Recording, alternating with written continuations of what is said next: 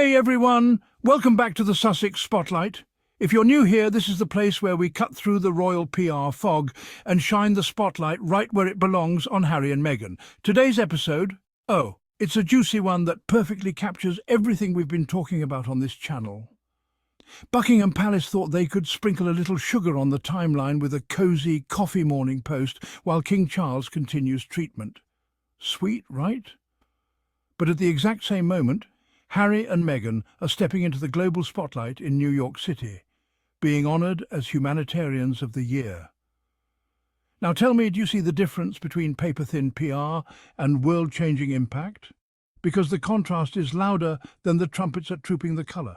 We're going to break this down piece by piece, and trust me, by the end of this video, you'll see exactly why the Sussexes continue to outshine the institution they left behind. So, let's set the scene. On September 26th, the official royal Instagram account, the one with 13 million followers that barely gets decent engagement anymore, reshared a Macmillan cancer support post. For context, Macmillan runs a long-standing fundraiser called the world's biggest coffee morning. And look, full transparency here, it's a great cause, lovely tradition, absolutely no shade toward the charity itself. Cancer support is vital work, but here's where it gets interesting. The palace caption was something like, "Good luck to everyone hosting an event today." Very postcard vibes. Cute, polite, safe. The kind of content that screams, we need to post something but have nothing meaningful to say. Now I want you to think about this for a second. This is the same institution that has access to the most influential platform in the UK. They have direct lines to government officials, world leaders and major philanthropic organisations, and their big contribution to a Cancer Awareness Day is a repost with a generic caption. Does that sound like leadership to you? Or does it sound like someone copying homework at the last minute and hoping the teacher doesn't notice? Because from where I'm sitting, it looks like the latter. Now, while Buckingham Palace is playing it safe with reposts, let's talk about what actual impact looks like. Harry and Meghan weren't reposting captions, they were being honoured with Project Healthy Minds Humanitarians of the Year award at the World Mental Health Day Gala in New York. Let me paint you a picture of what this actually means. Project Healthy Minds isn't some small local charity. It's a leading organisation tackling the mental health crisis with innovative solutions, research and advocacy. When they choose their Humanitarians of the Year, they're not looking at who has the most followers or the fanciest title. They're looking at measurable impact. And the Sussexes, they delivered. Through their Archewell Foundation, they've funded mental health initiatives, supported crisis intervention programs, and created platforms for young voices to be heard. That's not charity bake sale energy, folks. That's global solutions energy. The timing, chef's kiss perfect. While the palace is serving tea and cake, Harry and Meghan are serving solutions. They're not waving from balconies for photo ops. They're sitting down with world leaders, young activists and survivors, making real change happen. And here's what the traditional media won't tell you: this wasn't a one-off appearance. The Sussexes have been building relationships in these spaces for years. They're not tourists in the philanthropy world, they're residents. But you know exactly how the usual tabloids are going to spin this, don't you? We've seen this playbook so many times we could recite it in our sleep. When Charles posts a generic repost about coffee mornings, they'll pen 3,000 words about his steady leadership during challenging times and his unwavering commitment to charity work. They'll analyse the font choice, the timing, maybe even bring in a body language expert to discuss his brave decision to share someone else's Instagram post. But when Harry and Meghan are recognised by serious, internationally respected organisations for their humanitarian work, suddenly it's a problem. Why are they in New York, they ask? Are they trying to upstage the king? What's their real agenda? Maybe because the world outside of British gossip columns actually respects their work?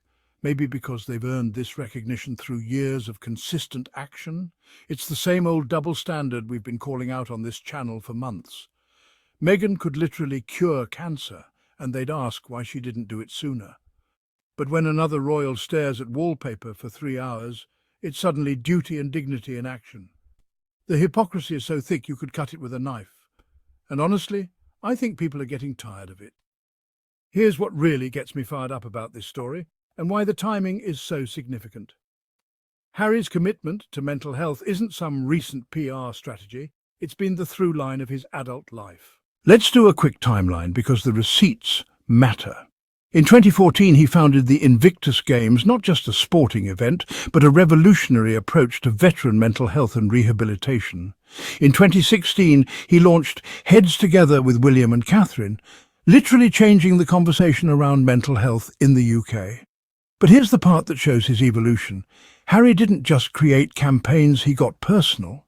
He opened up about his own struggles with grief after losing his mother. He talked about therapy. He normalised asking for help.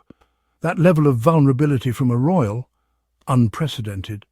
And then there's Meghan. Before she even met Harry, she was advocating for mental health awareness, particularly focusing on the unique challenges faced by women of colour, a demographic that's often overlooked in mental health discussions. Together, they've created something extraordinary. Their Netflix series, their Archewell initiatives, their speaking engagements, it all connects back to this central mission of making mental health care accessible and removing the stigma. This isn't seasonal charity work that gets dusted off for awareness months. This is personal. This is legacy work. This is what happens when people with genuine passion meet genuine resources.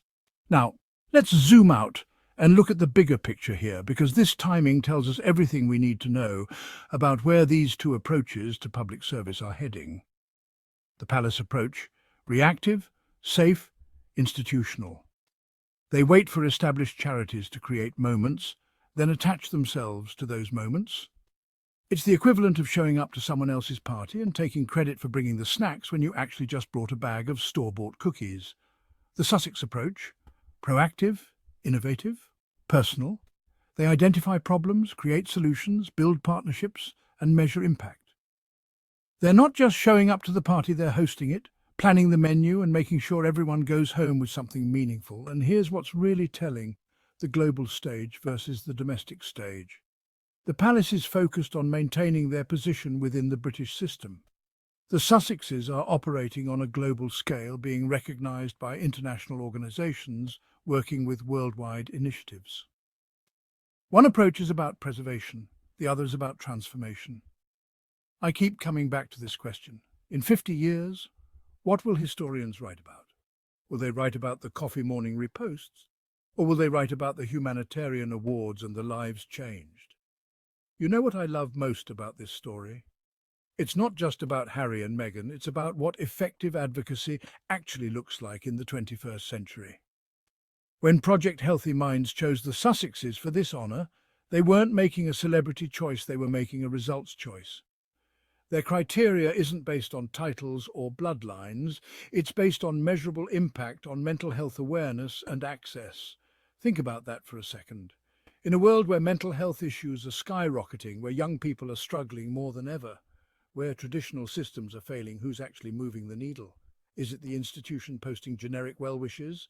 Or is it the people creating new programs, funding innovative solutions, and using their platform to elevate voices that wouldn't otherwise be heard? And here's something the traditional media won't mention: this award ceremony in New York. It's not just about Harry and Meghan. They're sharing the stage with researchers, activists, survivors and innovators from around the world. They're part of a global movement, not the centre of it. That's what real leadership looks like. That's what service looks like when it's about the mission, not the messenger. So, here we are at the end of another episode, and I'm curious, what's your take on this timing?